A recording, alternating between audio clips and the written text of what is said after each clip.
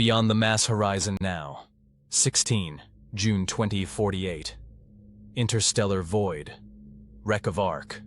Ursa anomalous frost filmed the inside of Captain Davin A's visor. Not outside. Inside. A breath ago the HUD was crisp, the stars a powder of cold light. Now hoarfrost grew from the center outward in a delicate rosette, as if something in the vacuum had learned to bloom. He slowed his breathing. 4 counts in, 6 counts out. The line to Cocoon 1 tugged at his waist like a remembered promise. Ahead, the Ark hung in the dark.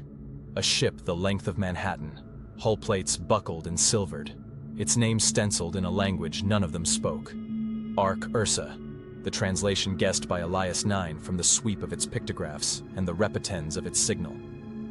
Objective: board the Ark and find a way in. Obstacle: the doors didn't see them. Eyes reached the forward airlock, a circular iris the size of a cathedral window. His gloved hand found the ring of sensory studs. Nothing changed. No hiss of equalization. No friendly light. The panel was blind to him, blind to Sarah Quinn hovering a meter to his right, blind to the tethered bodies behind. Dr. Ella Levante, Kaido Arima, Professor Malik Onwu. They were ghosts to this machine. Interface shows no biometric handshake, Quinn said, voice tight in the channel. No thermal acknowledgement. We're not there. We're here, Ace said. He rested his helmet to the metal, feeling for a vibration that didn't transmit through suit or bone. It's the Cocoon. We're masked. Ella drifted close, visor to hull, head cocked like a surgeon listening through a stethoscope. The Ark's surface bore impacts and scorch, but the seams were artful, engineering that had planned for catastrophe and almost bested it. Her gloved fingers traced a shallow ring near the iris. She breathed once, as if the iron could hear. Kaito's voice came in soft. I can simulate a presence. How? Eyes asked. Retune the Cocoon gradient. A pause. We have been hiding from inertia. The field also erases signature, heat, charge differentials, micromass whispers. I can paint a signature without giving us back weight. We do that and we risk being seen by the wrong thing, Quinn said. Eyes looked across the dark. The Ark carried a gravity of silence, the kind earned by cathedrals and graveyards. We came for doors, he said. Let's knock. Elias 9 cleared the channel with a chimed click. The AI's voice was a careful tenor, the cadence it had learned from Malik's lectures. Caution. Simulating presence near a massless hull may induce reciprocity. Meaning? Eyes said. Meaning the door may ask us something we can't answer, Malik murmured. Or it may answer a question we're not prepared to ask. Do it, Ella said. Eyes watched Kaido float back to the portable field node, an accordion of antennas and amber coils patched to the ship line. On his HUD, a wireframe of the Cocoon shimmered, then changed. Not off, not on. Shifted, like looking through rippled glass. The thermometer in his peripheral dipped half a degree, and then held. Around them, the stars seemed, for 3 seconds, to lean closer. Presence projected, Kaito said. Not mass, a suggestion of heat. A shadow of charge. Quinn's boot nudged the ring of studs. For a heartbeat, nothing. Then the iris unfroze. Blades dilated, not with hydraulics, but like muscle remembering how to flex. A smell came through the suit filters even before they were inside. A clean metallic tang, like rain on copper roofs. Copy that, Eyes said. Formation 2. Ella on my 6. Kaido, keep the brushstroke light. If their systems map us too precisely, we become coordinates, Kaido said. Understood. They drifted into the Ark, through a throat of polished conduits, past walls engraved with shallow grooves that looked at first like ornament, and then, in the edgelight of Eyes' lamp, like writing.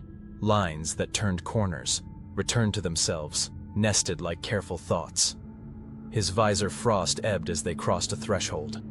The HUD steadied. The rosette receded. He let out a slow breath and felt his shoulders drop. Movement. Only their own. Sound. The small grammar of suit fans and radio clicks. The hall ended in a vestibule with 3 doors. The left bore a circle. The right bore a line. The center bore nothing at all.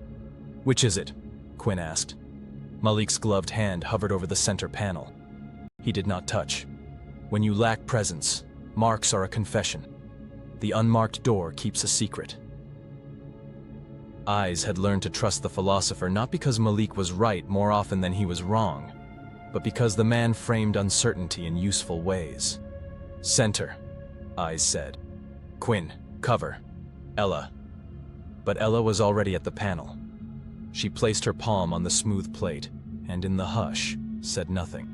Her other hand unfolded, in it a small stylus, a thing of her own, matte and unremarkable. She drew a spiral and a line through it, quick and practiced. The panel warmed. Kaito inhaled. "That pattern, later," Eyes said. His pulse had begun a drumbeat at his neck. He felt something he hadn't felt since Mars, the malign calm before a room chose its victims. Frost had crept back into the lower wedge of his display, the rosette like a flower pressed under glass. His hands remembered red dust, slumping walls, the sound of a man laughing because the air had run out, and the brain invents jokes to die with. Davin, Ella's voice was not a command. It was an anchor. Here, he placed his hand beside hers on the clean plate. The panel thrummed. No audible sound, but his bones knew it happened. The door opened like a lid lifting on light. They entered a chamber the size of a hangar. Rows upon rows of capsules lay like books in a library. 10,000 coffins, each the length of a human. The lids were translucent. No frost within, no dust, no decay. The Ark had lived long under forgetting. It had not rotted. Inside each capsule, a figure lay perfectly still, the curve of a cheek, the arch of a hand. They were not dead.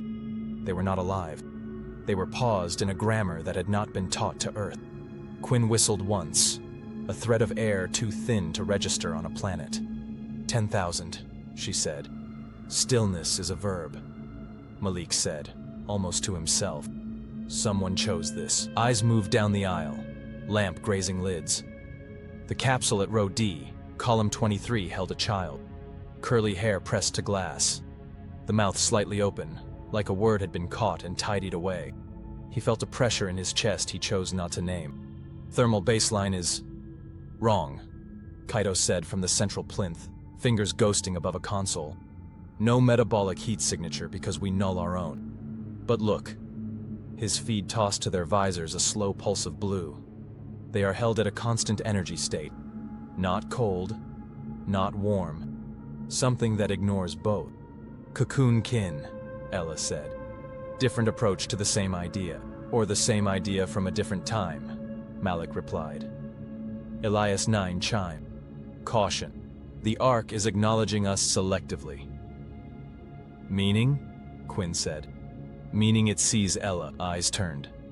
Ella stood at a second console, a low pedestal inset with that spiral again. She did not touch it. She was reading the grain of the pedestal the way a pianist reads keys by their burnish. He saw her shoulders stiffen. Not fear. Remembrance. "My daughter used to draw this pattern," she said quietly. "On napkins, margins, the back of envelopes. I told her once it was a galaxy with a scar." Eyes swallowed. The frost in his visor had thinned to a rim. He stepped to her side, every motion slow. "We work the problem we have," he said. "We're still outside the nearest planet's well. We have options." "I know." Ella's glove hovered above the spiral. "I also know this Ark will not talk to you, or to Sarah, or to Kaito. It wants my hand."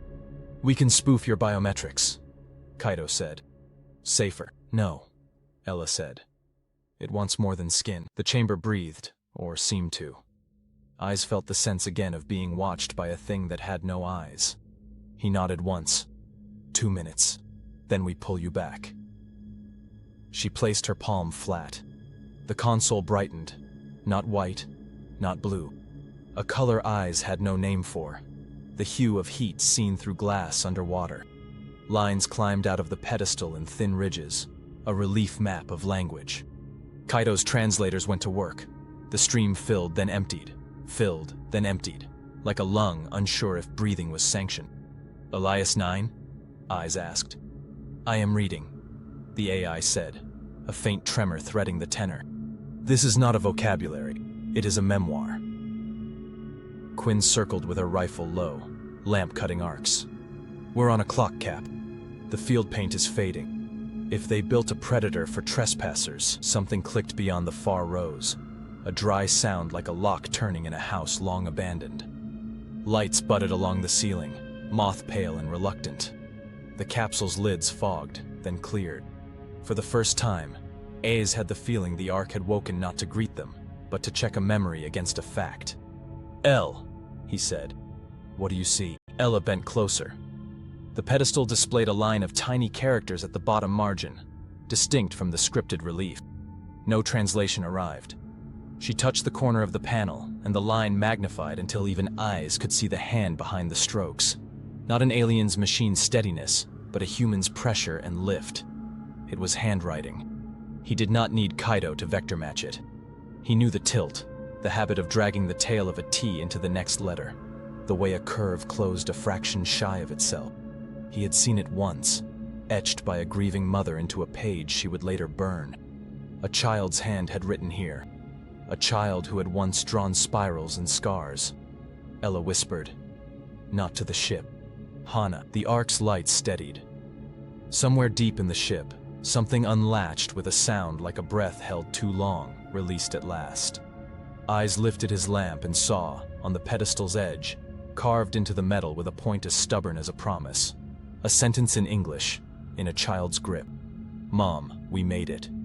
Where are you?" Part 1. The Ignition, Chapter 1. The explosion. No one heard. Then, 12.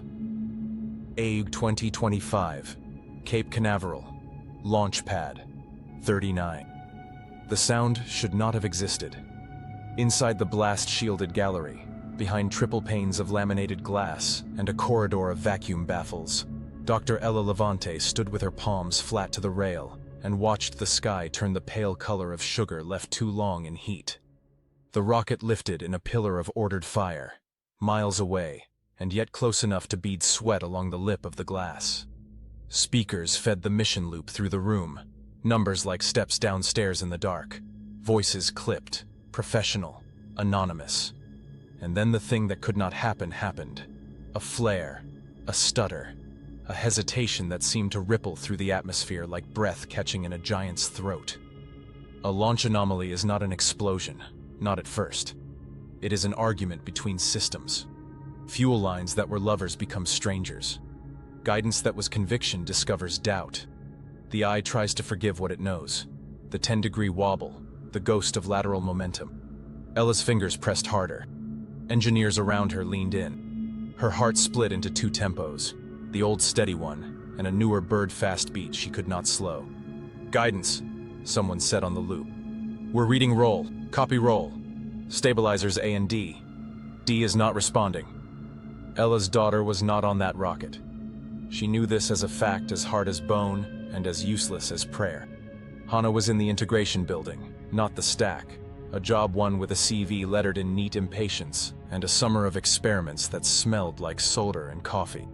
She was 20 and incandescent, and outside the viewing gallery she loved to stand at the storm fence and let salt air tangle her hair until Ella dragged her back in. Not on the rocket, Ella told herself. Not this time. The rocket pitched. The air tore. The first shock reached them as a light event. The sky peeling open, sunflower petals of flame. A second wave, slower. The bass drum push of air that arrives as a body does in a doorway. Late, unavoidable. The glass shuddered. Ella's teeth clicked. She braced for the thunder that follows, the classic ruin sound that breaks the world into crumbs and echoes. Instead, she heard a note. It threaded the room without coming from anywhere. Not the klaxons, or the freakishly calm voices, or the suffocated gasps of engineers trying not to be people. A single, pure tone, almost human, almost the vibrato of a voice singing at the edge of breath. It hung in the bones of the gallery, not in the air. It touched the cartilage of her ear without crossing it. Ella turned, looking for a speaker, a device, a prank, anything to anchor the impossible to the ordinary. The note did not swell or fade. It just was. "Abort telemetry," someone said. "We're losing stack integrity. Range." The feed cut. The big window caught a scatter of ash and glitter, and then only cloud. Alarms woke like dogs. A woman in orange leaned against a pillar and slid to the floor. The room tried to enact its training. Lock screens, freeze frames, partition grief into action. The note went on. "Do you hear that?" Ella asked, and her voice made no dent in the tone, as if sound had suddenly been assigned rationing and she had already used her share. "What?" A man at her side, badge askew, blinked as if coming out of anesthesia. The tone, he listened with his face, bafflement puckering at the corners of his mouth. "Dr. Levante, I hear the alarms. I hear nothing else." She pressed her palm to the glass. It was warm, a skin. Her breath fogged in two brief ovals. A child's mistake reunited with a window. The tone settled deeper, into ribs, into the narrow bridge of bone behind her nose, into that soft pocket above the heart where mothers store the names of their children. It resonated there until she thought she might vomit. "Mom," she did not turn at first, believing the brain had misfired and thrown her a mercy. Then Hannah was at her shoulder, smelled of machine oil and peppermint, eyes wide the way the eyes of the living are wide when they have passed briefly through the possibility of not being so. "You're not supposed to be here," Ella said, and only then allowed the world back into speech. "We were pulled," Hannah said. "Post-anomaly. We weren't in the assembly. We were in... Mom, can you hear that?" Ella turned her daughter to face her, hands on shoulders, the old ritual. Count freckles, map the face to the known star chart.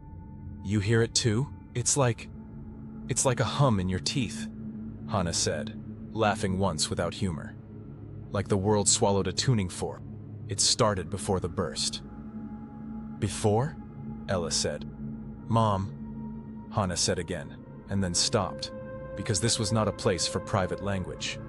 The gallery had shifted from alarm to procedure, that bureaucratic mercy, and a lieutenant in blue asked them to move, and the physicist in Ella yielded to the training in the lieutenant's voice, and the mother in Ella noted the tremble in Hannah's left hand and filed it, in case later needed proof that they had been alive then. They walked out into a corridor of white light. A red strip crawled along the wall with words no one read.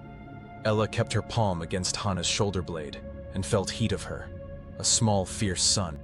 The tone continued, but it had thinned, as if distance were not measured in feet, but in attention. In the debrief room, a projector showed the last clean telemetry.